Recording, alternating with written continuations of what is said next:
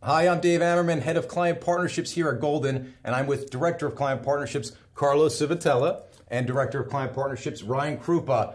And we are going to do this every week. We're going to bring everyone some behind-the-scenes looks of what happens at Goldin.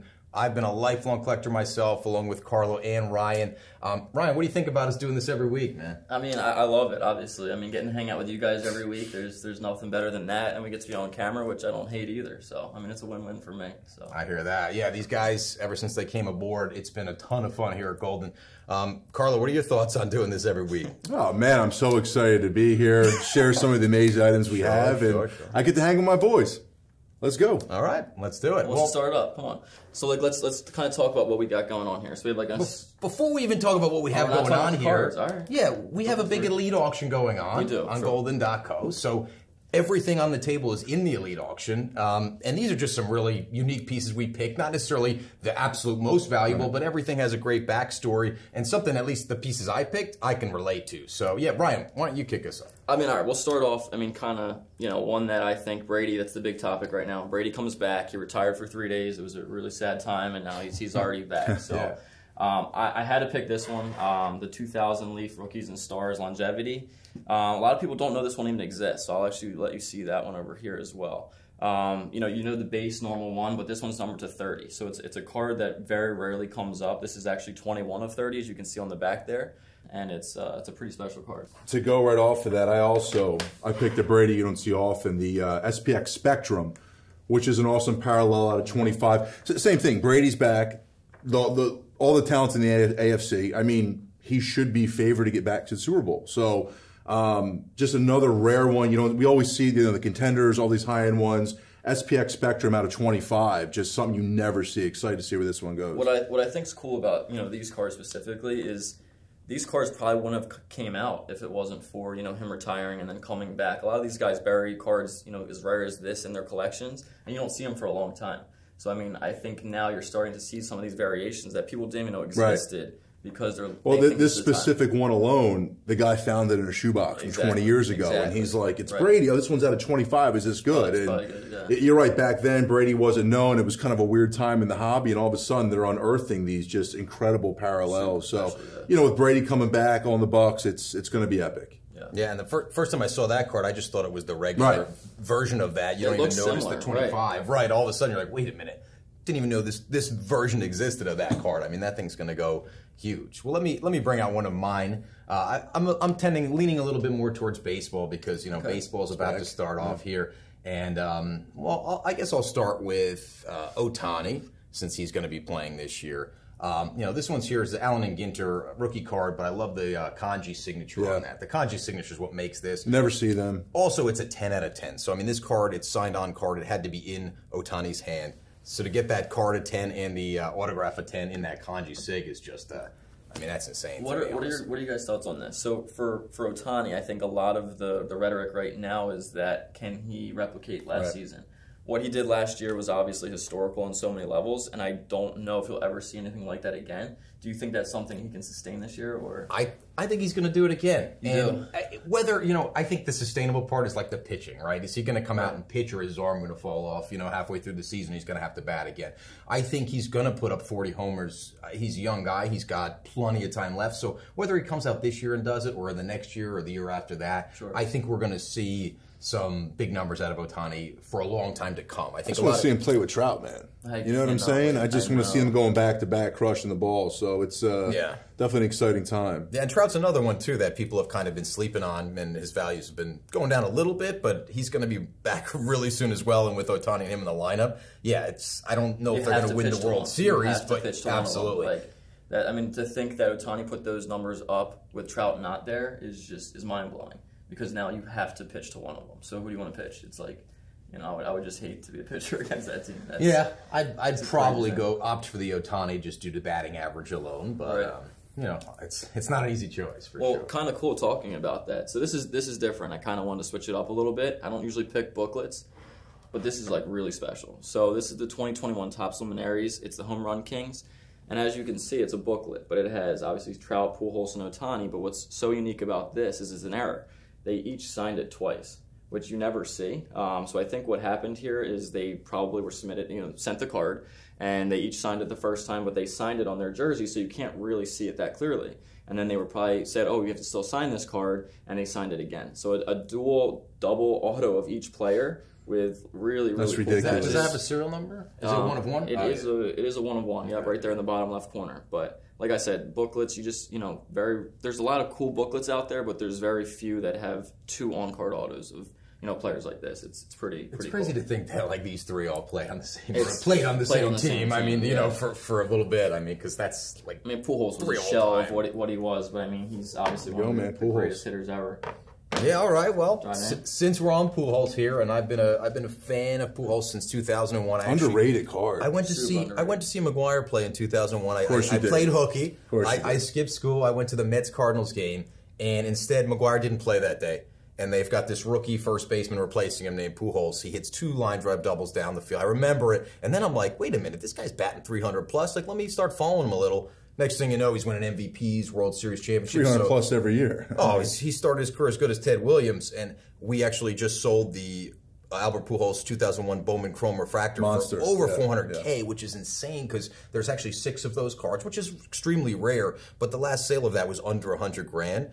What I love about this is the 2001 Topps Chrome Retro Refractor. It's an impossible grade. Impossible. In a PSA 10, there's actually less of these than there are of the Bowman Chrome. There's actually a pop 5 of these, and there's 6 of the others. This card should go absolutely insane. I have no idea how to price it. I mean, I've yet to see one sell here anytime recently. I think it's great to finally see him, like you said, getting that recognition because he was the best player of the era. I mean, he was the best hitter of the era. A 10-year span, there was nobody, even Mike Trout, take anybody in the history of baseball and put his 10 years against their 10 years.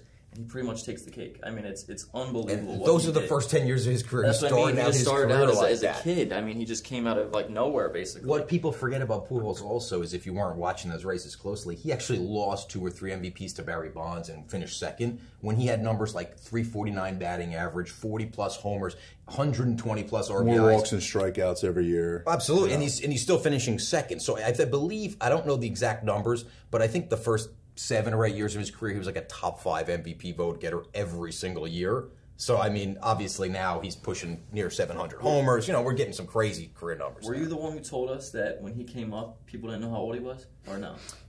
Yeah, I mean, that was certainly something to consider. Mutombo style. No, I mean, look. So what was going on in baseball around that time, maybe a little bit later, Fausto Carmona, there was a lot of international guys coming over, and, Dominican Republic as well, and people were literally lying on their birth certificates. It was proven. Several players in the league ended up having fake ages. So when Pujols came up, this guy's 21 years old, and I was like, this guy's 27. He's a grown man. 27. Sure. He looked like me, you're saying? Yeah, right. So surely we're like, okay, let's see how he does. He came out, he tears it up, and I was worried that the second half of his career wasn't going to be similar to the first. And whether he's, 40 years old or 45 now, it doesn't matter. He's got, the career numbers, and, I don't think we're ever going to really know how old Albert Pujols really is, but, he's one of the all-time greats regardless. If he's playing at 45 now and he's killing it, I guess it doesn't matter. He's outlived his contracts, so Absolutely. Don't have to worry about that. Carlo, what else you got on the table, man? I mean, look, for me, maybe the hottest card in the market is the PMG, right? I mean, that's all people are talking about, even though it's been around since '97. Pretty much some of the first true base parallels. The Kobe Red PMG is just iconic. It's a card where the grade does not matter. I mean, just the deep red, and these things are exploding. So, I mean, to me, to always have one of these in hand is special.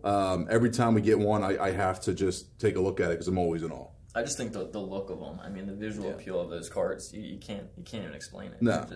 They're just different. I mean, that's the only way to say it. They're just different than pretty much all the other cards. It's an old timer. I expect this thing to do really well, and just being able to hold one's always special. Yeah, I mean the authentic versions of those cards, every time they sell, they continue to outsell. I think we've outsold PSA 7s before with authentics recently. Yeah, I mean this is one of those cards that it's bigger than the grade. Maybe as far as modern card goes, the one that is bigger than the grade. And so the Kobe always guy, good. Kobe guy's a pretty good player too. Yeah, Kobe was decent. So he was a pretty good player also. Yeah. Well, actually, I've got a PMG over here. Let me dig into this one.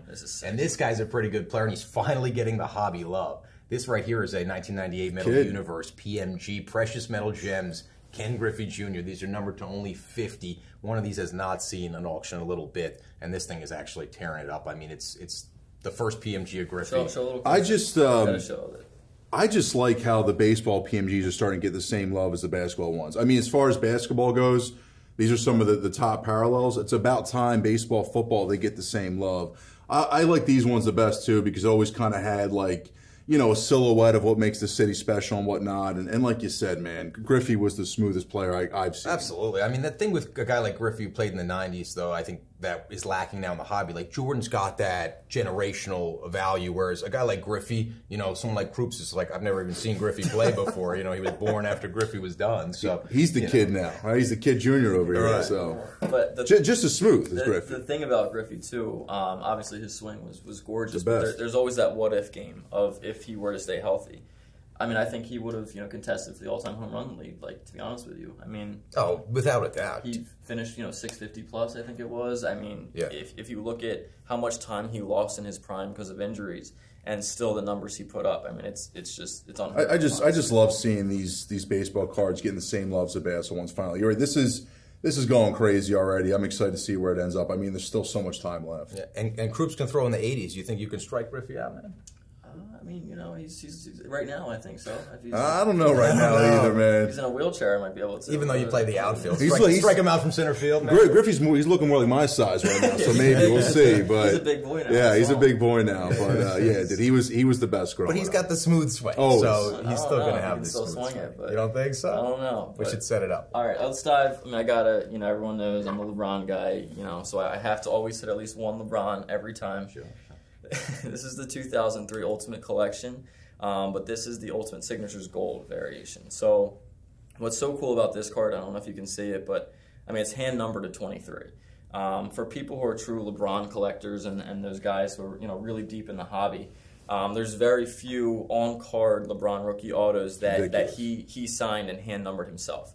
A lot of times, you know, they're numbered on the card, but when he hand numbers it, I just think it takes it to a whole new level.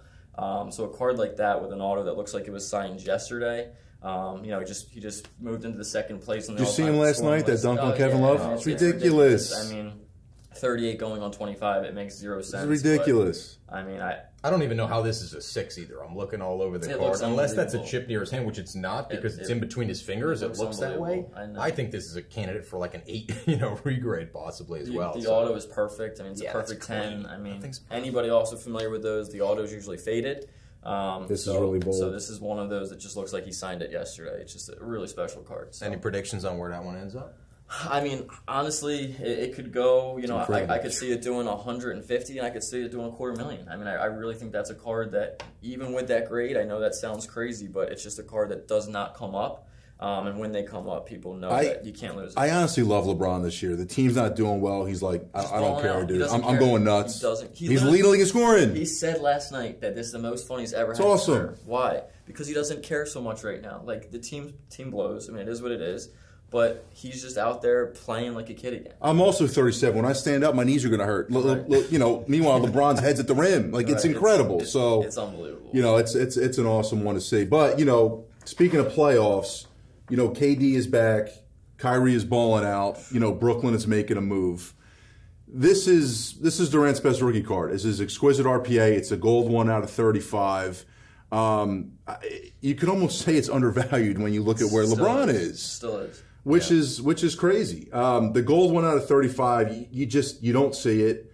This one's slabbed authentic. I mean, looking at it, it's not in bad condition at all. Typical wear for exquisite cards, but I mean, this is incredible. KD's still at the top of his game. He's still the best scorer in the league, and you know, they're hopefully they don't beat the Sixers, but they're going to be right there. Do you feel that Harden being traded away from his team actually helped his value? I personally do. Yeah, he's going nuts. You know, he's running his mouth. Him and Kyrie look great right now. You know, like I said, I'm a Sixers guy, but KD is he's at the top of his game once again. So are the Nets going to win it all this year or what? Come on, man. Embiid, let's go, dude. Hometown. Is Ben Simmons going to play or what? I mean, what's going on? Forget about Simmons.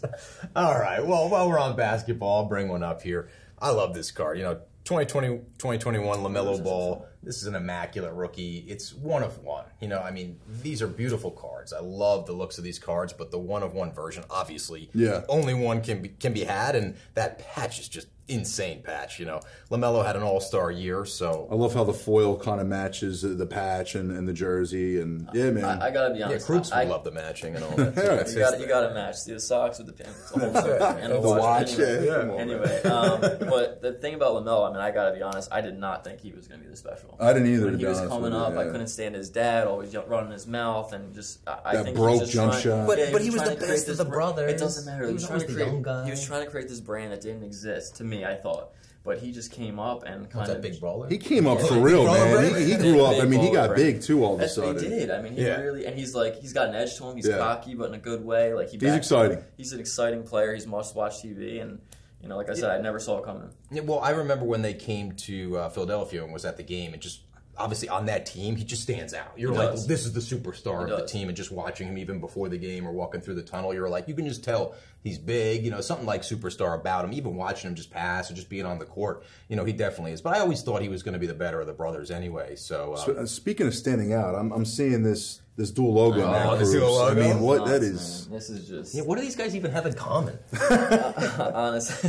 Honestly, this one is just insane. The 2020 Immaculate, the dual logo, man, Larry Bird, Luka Doncic. I mean, what a combo! Have you ever seen these two on a card like this? What a combo, I mean, man! On-card autos, dual logo, man. I think the coolest thing is you see the old-time logo, man, with the newest version. You know, obviously the gap in the years is huge, but to have the jersey match as well on there, I mean, the greens, it's just one of the most visually appealing cards I've seen in a long time. I love Larry Bird, man. I mean, you know, the new generation, the new kids, they kind of talk trash on him. He was a chirper, man. Yeah, you know, I get it. He looks, maybe he's unathletic or this and that, but he was an absolute dog. He won 3 MVPs in a row. I mean, he is without a doubt a top 10 player. And, you know, Luka's on such a trajectory of stardom. It's awesome to see these two on the same card. I mean, that's one of my favorite cards in the auction. It's just a card I mean, I've never seen, you know, something that, like I said, visually appealing. The color matches, the bright blue autos, the one of one on the front, not the back. I mean, there's just so many aspects of that card that I don't know. It's like you said, it's just one of the best cards you've seen. It really, really is. Well done, Panini. How did they come up with that? Like, does someone just randomly say we're going to now put those two guys on a card and they just make it? I mean, I honestly don't know. Pretty much, yeah. I mean, you know, they have a few things in common, I think. He's got the Dallas green jersey on the card, you know, matching the Celtics. Luka and Larry have a few things in common. That's the main thing, is they both wore the green jersey, so they figured they... Green jersey, 3-point shooters, you know, something. Are there other versions of that where they take like an Iverson and put him with John Morant like for next year? Like, would they do something? I mean, I would love that. That would be a good card. I don't think you should work for Panini, maybe. I don't think they have that out there yet, but that would be. We got to get Carbon too. But yeah, Larry and Luka have a few things in common. Yeah, so you know. It's crazy though. This card, it's auto off, right? No grade on the auto, and I know why, because the Luka went off the side a little. But these autographs are 12. They're literally 12s. They're so dark and bold that they're actually like almost indent. I mean, they're perfect signatures. Like I said, these cards, the grades are irrelevant when you see cards of this significance. I mean, we got to stop caring about the grades. Look at that thing. Special. All right, we got any cards left? You got a big one over dude. I mean, look, a couple big. Well, yeah. I mean, look. Speaking of special, I just the finger point limited logos from Kobe, the 2004. I mean, arguably the most popular year for limited logos. The foil, like I said, that finger point. How was that a 9 auto? I just say another one. This was recently graded as well, and it got a 9 auto. I mean, this is bold. It's blue. I do not see why it should be a 9. I think it's irrelevant. Beautiful 3-color patch. It's just Kobe. You could tell he's chirping at someone. He's laughing at something. He's winning again. I love this card. It's about time the limited logos getting the respect, though, because it's a huge window, and you have so much of the jersey, and so much great patches are in these cards that people don't really appreciate. I mean, they finally have gotten the appreciation. I think they're finally starting to surpass some of the other inserts from those sets, where people are like, they want the limited logos now. It's exquisite. I mean, listen, everyone talks about it, ad nauseum, but I mean, they were the first super high-end set. It will never go out of style. Never. These are never bad to buy, invest, trade, whatever. But and like you said, that image is just Kobe. I mean, when you think of Kobe, the he finger was point. Always going at people, always just had that competitive, cocky edge. That when you played against him, you hated it, but then afterwards you appreciated it. So absolutely, I think that I'm right there. I mean, I remember when they played the Sixers in the finals. I mean, I didn't hate a player more, and now. all these years later, man, I miss him. You know what I mean? Right. I appreciate him. I appreciate the greatness. He kind of reminds me of like a Dave Amerman.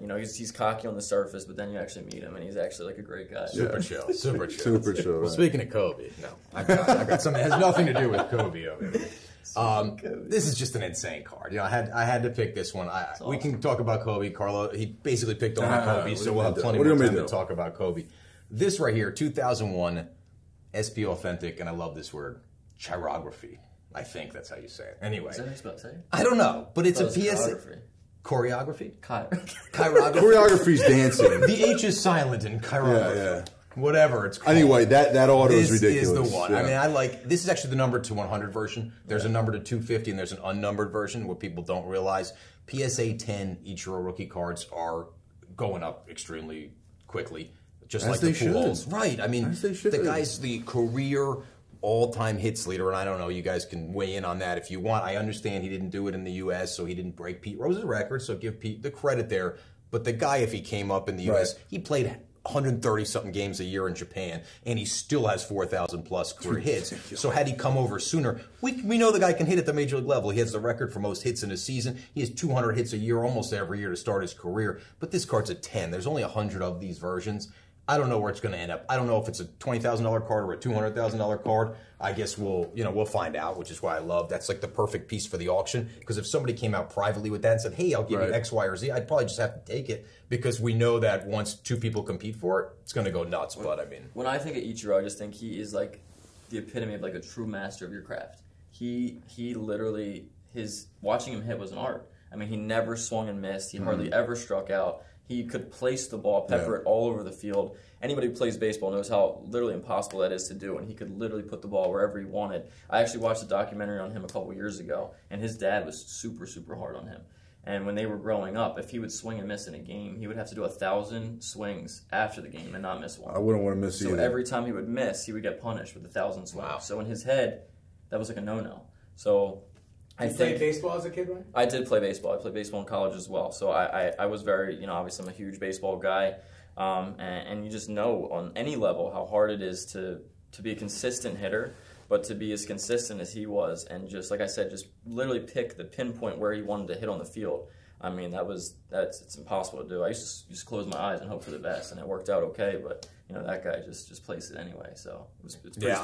I think Pujols, Ichiro, Griffey, I mean, those are like the guys I'm looking at. I think people should be looking at in baseball at least. Obviously, Carlo's got some of the big basketball. Well, let me go to my last one because tell us about this. Look, some history. Buybacks get no love, right? People don't like buy. And look, whatever, that's fine. I get it, but you're telling me I have a buyback. It's Kobe Jordan. For people who don't know, what is a buyback?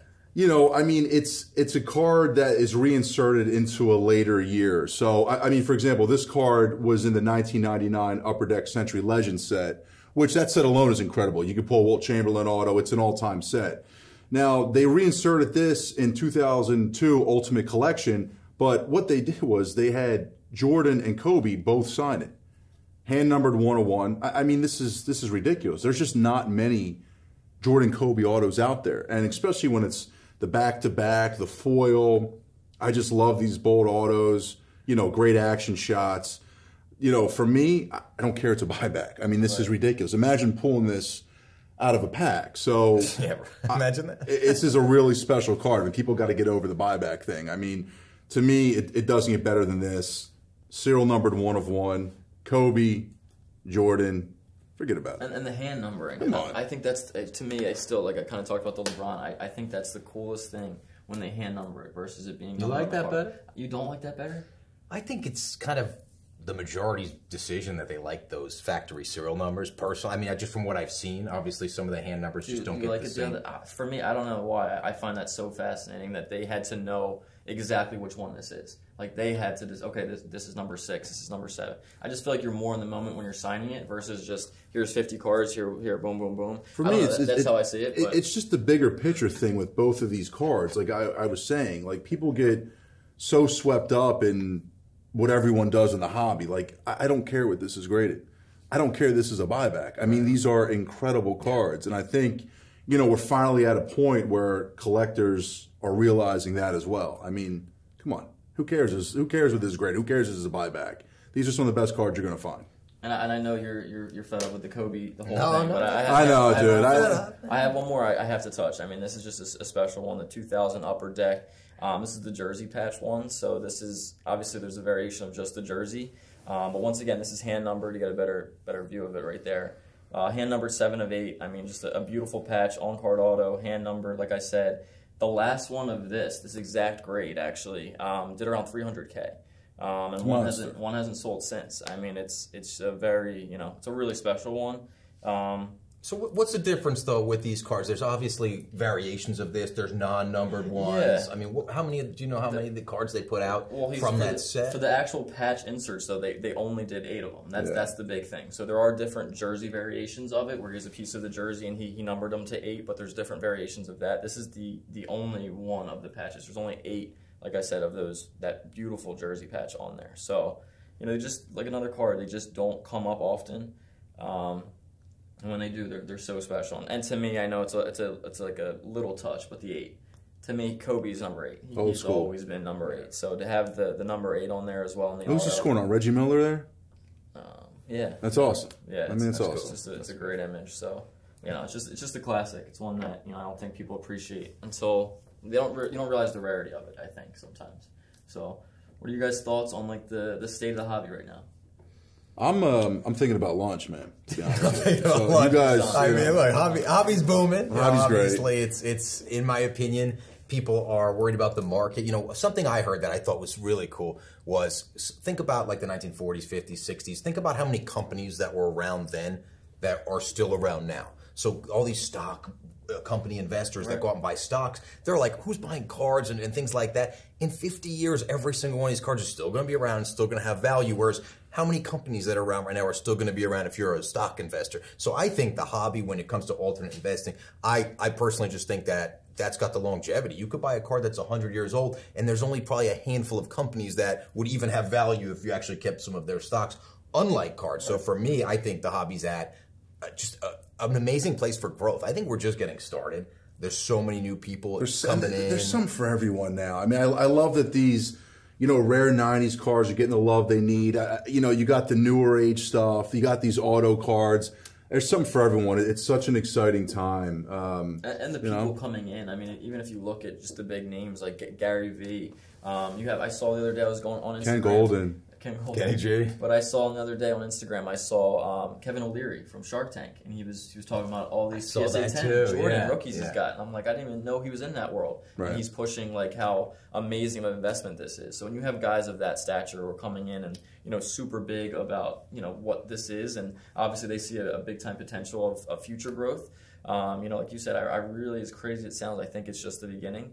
I think it's around for a long time to come. Especially when you go to the shows. I mean, you see so many little kids, and I think that tells you everything, because that was us. That was all of us. I mean, we all started as little kids, in this hobby, and that's why we do this job, because we love it. Dude, I still have memories of being a little kid and my parents being like, why do you want to spend your money on cards? Like, what are you doing? And now it's like, look, this is where we're at. So I was just at my parents' house, and I found some stickball cards that I had drawn, like hand-drawn in the early 90s, and I was putting them on like metallic paper. I know Nat Turner had been designing cards when he was a kid. Some of us just have it ingrained in the blood. And I still have my Carson 92, 93 Fleer. It's like my all-time favorite set. I'm with you, man. This is awesome. Yeah. Well, hopefully, not only is the hobby here to stay, hopefully the three of us are going to be here for a long time, and you guys can check us out every week. Make sure you guys like and subscribe to our YouTube channel.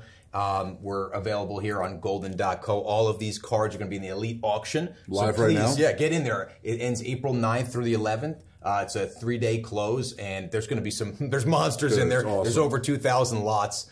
So go in there and check it out, and please tune in every week to us, and hopefully we'll get Carlo to loosen up a little bit and have a little bit more fun. If you guys feed me next time first, I know this is going to run well past lunch. And I think we're open to suggestions as well. I mean, if there's a topic, something big going on in the hobby that you guys want us to cover the next week, I think we can always, fill that in and discuss. We'll take a poll. What pants should Ryan wear next week? Please comment. You tell me. I got a lot of them. I'll tell you. You let me know, and we'll make it happen. We'll see you guys next week. Thanks, guys. Sure.